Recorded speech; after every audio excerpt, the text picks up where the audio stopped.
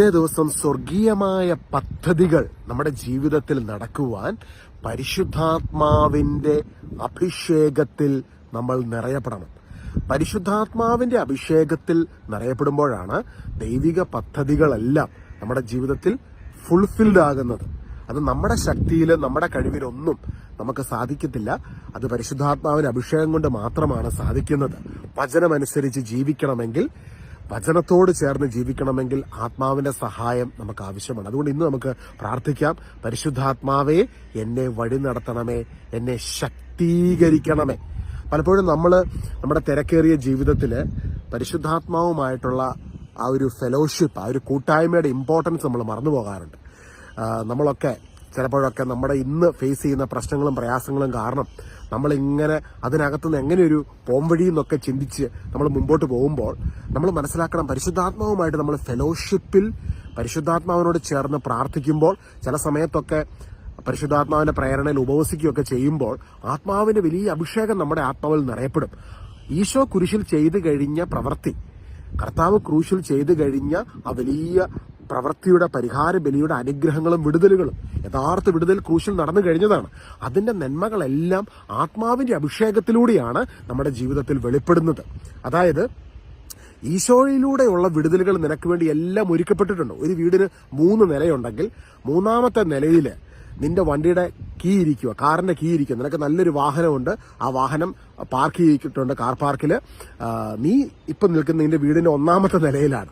ഈ 1ാമത്തെ നിലയിൽ നിനക്കിപ്പം കുറെ കാര്യങ്ങൾ ചെയ്തു തീർക്കാനുണ്ട്. അതിന്റെ കുറെ കാര്യങ്ങൾ നീ നിൽക്കുമ്പോൾ 2ാമത്തെ നില കയറി 3ാമത്തെ നിലയിലാണ് നിന്റെ വണ്ടിയുടെ കീ ഇരിക്കുന്നത്. അപ്പൊ നീ വണ്ടി എടുത്ത് നിനക്ക് പുറത്ത് പോകണമെങ്കിൽ 3ാമത്തെ നില ചെന്നിട്ട് വേണ്ട കീ എടുക്കാൻ.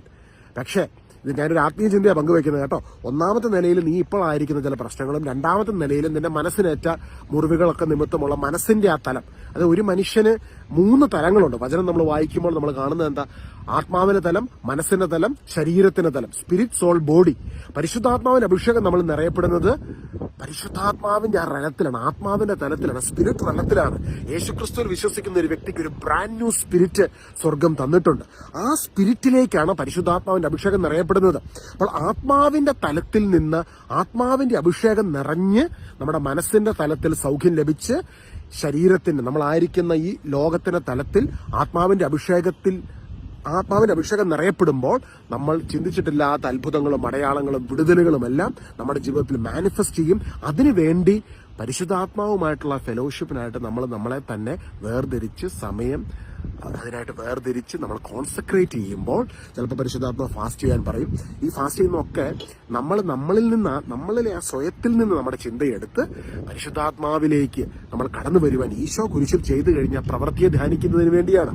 നമ്മൾ വചനം വായിക്കുവാനും പ്രാർത്ഥിക്കാനൊക്കെ സമയം വേർതിരിക്കുമ്പോൾ, ഈശോയുടെ സ്നേഹത്തെ നമ്മൾ ധ്യാനിക്കുമ്പോൾ നമ്മുടെ ഉള്ളിലെ അഹന്തയും നമ്മുടെ ഉള്ളിലെ ആ പ്രൈഡൊക്കെ പോകും അല്ലെ. കുരിശിലേക്ക് നോക്കുമ്പോൾ നമ്മൾ എന്താ കാണുന്നത്? ദൈവം നമുക്ക് വേണ്ടി ബലിയായി തീരുകയാണ്. അവിടെ അത് ധ്യാനിക്കുമ്പോൾ, ദൈവസ്നേഹത്തിൽ നമ്മൾ അലിയുമ്പോൾ ഈ പ്രൈഡ് എല്ലാം പോകുമ്പോൾ ആത്മാഭിഷേകം നമ്മൾ നിറയപ്പെടുകയാണ്. അങ്ങനെ ഫാസ്റ്റ് ചെയ്യുകയും ആത്മാവിന്റെ അഭിഷേകത്തിൽ ആ ഫെലോഷിപ്പിൽ നിറയപ്പെടുമ്പോൾ യേശു ക്രൂശിൽ നേടിയെടുത്ത വിജയത്തിന്റെ ശക്തിയും അഭിഷേകവും നമ്മളിങ്ങനെ പൊതിഞ്ഞു പിടിക്കും. പിന്നെ ഓരോ ദിവസവും കർത്താവിന്റെ ആത്മാവിന്റെ ശക്തിയിൽ നിറഞ്ഞ് നമ്മൾ വഴി നടത്തപ്പെടുമ്പോൾ ദൈവം ഒരുക്കിയ വിടുതലുകളെല്ലാം നമ്മുടെ മുൻപിൽ തുറക്കപ്പെടും, മാനിഫെസ്റ്റ് ആകും. നമ്മുടെയൊക്കെ ഫോൺ റീചാർജ് ചെയ്യേണ്ട സമയത്ത് മെസ്സേജ് വരും അല്ലെ. അത് ടോപ്പപ്പ് ചെയ്യുമ്പോഴാണ് നമുക്ക് പിന്നീട് അത് തടസ്സങ്ങളില്ലാതെ ഉപയോഗിക്കാൻ പറ്റുന്നത്. ഇതുപോലെ തന്നെയാണ് ആത്മാവിന്റെ അഭിഷേകത്തിലൂടെ മാത്രമാണ് നമുക്ക് വിജയകരമായ ഒരു ക്രിസ്തീയ ജീവിതം സാധ്യമാകുന്നത്. അതുകൊണ്ട് ഓരോ ദിവസവും പരിശുദ്ധാത്മാവിനോടൊപ്പം നമ്മൾ ഫെലോഷിപ്പിലേക്ക് കടന്നു വരണം. ഹല്ലേലൂയ, ഈശോയെ ആരാധന. നമ്മുടെ വണ്ടിയുടെ കീയ് നിങ്ങൾ 3ാം നിലയിൽ മറന്നു പോയിട്ട് നിങ്ങൾ തപ്പി ഓടി നടക്കുക. വണ്ടിയുണ്ട്, എല്ലാം ഉണ്ട്. പക്ഷെ വണ്ടി ഓടിക്കണമെങ്കിൽ ആ കീ എടുത്ത് നമ്മൾ വണ്ടി സ്റ്റാർട്ടാക്കണം അല്ലേ. ഇതുപോലെ തന്നെയാണ് ആത്മാവിന്റെ അഭിഷേകം ഉണ്ടെങ്കിൽ മാത്രമേ ഉള്ളൂ വിജയകരമായ ക്രിസ്തീയ ജീവിതം നമുക്ക് സാധ്യമാകത്തുള്ളൂ. അതുകൊണ്ട് ഇന്ന് പരിശുദ്ധാത്മാവിനോട് ചേർന്ന് കുറേ സമയം നമുക്ക് ഫെലോഷിപ്പിൽ, ആത്മാഭിഷേകത്തിൽ നമുക്ക് നിറയാൻ സമയം വേർതിരിക്കാം. അതുപോലെ തന്നെ വചനം അനുസരിച്ച് ജീവിക്കുമ്പോൾ, വചനത്തോട് ചേർന്ന് ജീവിക്കുമ്പോൾ, കർത്താവിന്റെ ആ സ്നേഹത്തിൽ പിടിക്കപ്പെട്ട് വചനത്തിന്റെ അഭിഷേകത്തിൽ നിറയുമ്പോഴാണ് നമുക്ക് കൂടുതൽ ക്രിസ്തുവിന് വേണ്ടി ജീവിക്കുവാനും പരിശുദ്ധാത്മാവിൽ വളർന്നു വരുവാനും സാധിക്കുന്നത്. പരിശുദ്ധാത്മാവിൽ വളർന്നു വരാൻ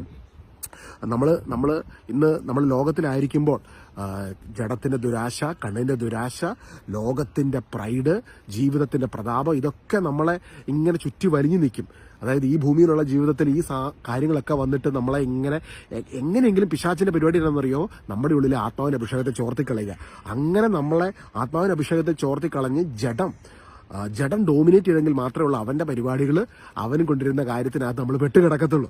അതുകൊണ്ട് ഇന്ന് ഈ ദുഷ്ടന്റെ കുടിലതന്ത്രങ്ങളെ മനസ്സിലാക്കി കർത്താവിന്റെ ശക്തിയുടെ പ്രാഭവത്തിൽ നമ്മൾ കരുത്തുള്ളവരാകണമെന്ന് എഫേസോസ് ലേഖനം 6:10 അപ്പോസ്തലനായ പൗലോസ് പഠിപ്പിക്കുകയാണ്. അവസാനമായി കർത്താവിലും അവന്റെ ശക്തിയുടെ പ്രാഭവത്തിലും നിങ്ങൾ കരുത്തുള്ളവരാകുവിൻ, സാത്താന്റെ കുടിലതന്ത്രങ്ങളെ എതിർത്ത് നിൽക്കുവാൻ ഈ ശക്തി കൂടാതെ പറ്റത്തില്ല. സഹോദരങ്ങളെ, ആത്മാവിന്റെ അഭിഷേകത്തിൽ നിറഞ്ഞ് കർത്താവിന്റെ എല്ലാ ആയുധങ്ങളും ധരിച്ച് പരിശുദ്ധാത്മാവിൽ നിറഞ്ഞ് മുൻപോട്ട് പോകുമ്പോഴാണ് യേശു കുരിശിൽ നിനക്ക് വേണ്ടി സകലതും പൂർത്തീകരിച്ചതിന്റെ ശക്തിയും വിടുതലും മാനിഫെസ്റ്റ് ആകുന്നത്. നീ കർത്താവിന്റെ ശരീരത്തിന്റെ ഭാഗം അറിയോ? യേശുക്രിസ്തുവിന്റെ ശരീരത്തിന്റെ ഭാഗമാ നീ. കർത്താവ് കുരിശിൽ നേടിയെടുത്ത വിജയം നിന്റെയും വിജയമാണ്. ആ വിജയത്തിനകത്ത് നീ ജീവിക്കണമെങ്കിൽ കർത്താവ് നേടിയെടുത്ത വിജയം ആത്മാവിന്റെ ലോകത്തിൽ നേടി നിനക്കായി ഒരുക്കിയ വിജയത്തിനകത്തേക്ക് നീ പ്രവേശിക്കണം. അതായത് നീ ഓൾറെഡി കർത്താവുമായിട്ട് കണക്റ്റഡ് ആണ്, കർത്താവിന്റെ ശരീരത്തിന്റെ ഭാഗമാണ്. പക്ഷേ ഞാൻ പറഞ്ഞല്ലോ, മനുഷ്യന് 3 തലങ്ങളാണ്: ആത്മാവിന്റെ തലം, മനസ്സിന്റെ തലം, ശരീരത്തിന്റെ തലം. നമ്മൾ ആ ഫ്ലഷിന്റെ തലത്തിൽ കുടുങ്ങി കിടക്കുവാണെങ്കിൽ ഇന്ന് ഞാൻ മുമ്പേ പറഞ്ഞ കാര്യം ഓർക്കണം. 3-ാം നിലയിൽ വണ്ടിയുടെ കീ ഇരിക്കുന്ന പോലെ നമ്മൾ ആ കർത്താവിന്റെ ആത്മാവിന്റെ തലത്തിലേക്ക് പ്രാർത്ഥനയിലൂടെ, അപേക്ഷയിലൂടെ, കൃതജ്ഞതാ സ്തോത്രങ്ങളോടെ നമ്മൾ ദൈവസന്നിധിയിലേക്ക് കടന്നു വരുമ്പോൾ സകല ബുദ്ധിയെയും കവിത ദൈവിക സമാധാനം നമ്മുടെ ഹൃദയങ്ങളിലേക്ക് നിറയപ്പെടും. ഇതല്ലേ പൗലോസ് ഫിലിപ്പിയ ലേഖനം 4:6-7 തിരുവചനത്തിൽ പറയുന്നത്. നിങ്ങൾ ഒന്നിനെക്കുറിച്ചും ഓർത്ത് ആകുലപ്പെടരുത്.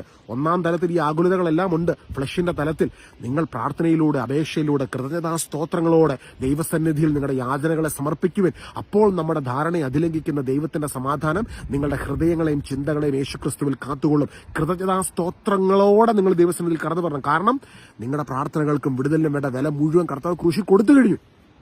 ആത്മാവിന്റെ ലോകത്ത് വിടുതലുകളെല്ലാം നടന്നു കഴിഞ്ഞു.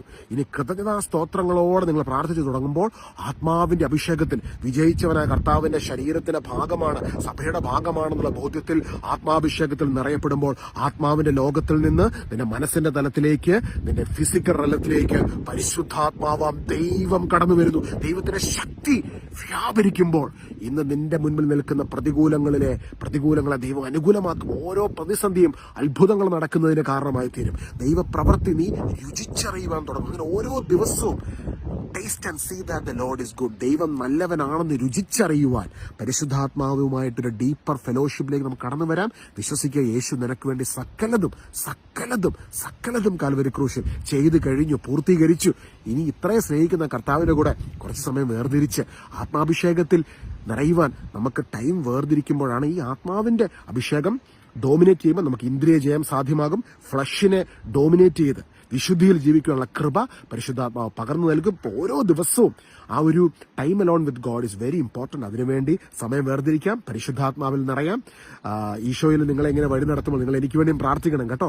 ആത്മാവിന്റെ അഭിഷേകം നമ്മൾ നിറയുമ്പോഴാണ്, ആത്മാവിന്റെ അഭിഷേകമാണ് നമ്മളെ വഴി നടത്തുന്നത്. അതാണ് ക്രിസ്തീയ വിശ്വാസത്തിന്റെ ഏറ്റവും വലിയ ശക്തി. അതായത് നമ്മൾ മുൻപ് വിജയകരമായ ക്രിസ്തീയ വിശ്വാസം സാധ്യമാകണമെങ്കിൽ പരിശുദ്ധാത്മാവിന്റെ അഭിഷേകം കൂടിയേ തീരത്തുള്ളൂ. അതുകൊണ്ട് പരസ്പരം പ്രാർത്ഥിക്കുന്നു. ഞാൻ നിങ്ങൾക്ക് വേണ്ടി പ്രാർത്ഥിക്കുന്നു. പരിശുദ്ധാത്മാവ ദൈവമേ, ഈ വചനം ഇത്രയും നേരം കേട്ടുകൊണ്ടിരുന്ന ഓരോ മക്കളെ തൊടണമേ, അഭിഷേകം കൊണ്ട് നിറയ്ക്കണമേ. പരസ്പരം ഞങ്ങൾ പ്രാർത്ഥിക്കുന്നു. ആത്മാവിന്റെ വലിയൊരു അഭിഷേകം ഓരോ മക്കളിലും നിറയപ്പെടട്ടെ. പരിശുദ്ധാത്മാവെ, ഒരു കൊടുങ്കാറ്റ് പോലെ ഓരോ മക്കളിലും നിറയപ്പെട്ട് അവരെ വഴി നടത്തണമേ എന്ന് പ്രാർത്ഥിക്കുന്നു, അനുഗ്രഹിക്കുന്നു.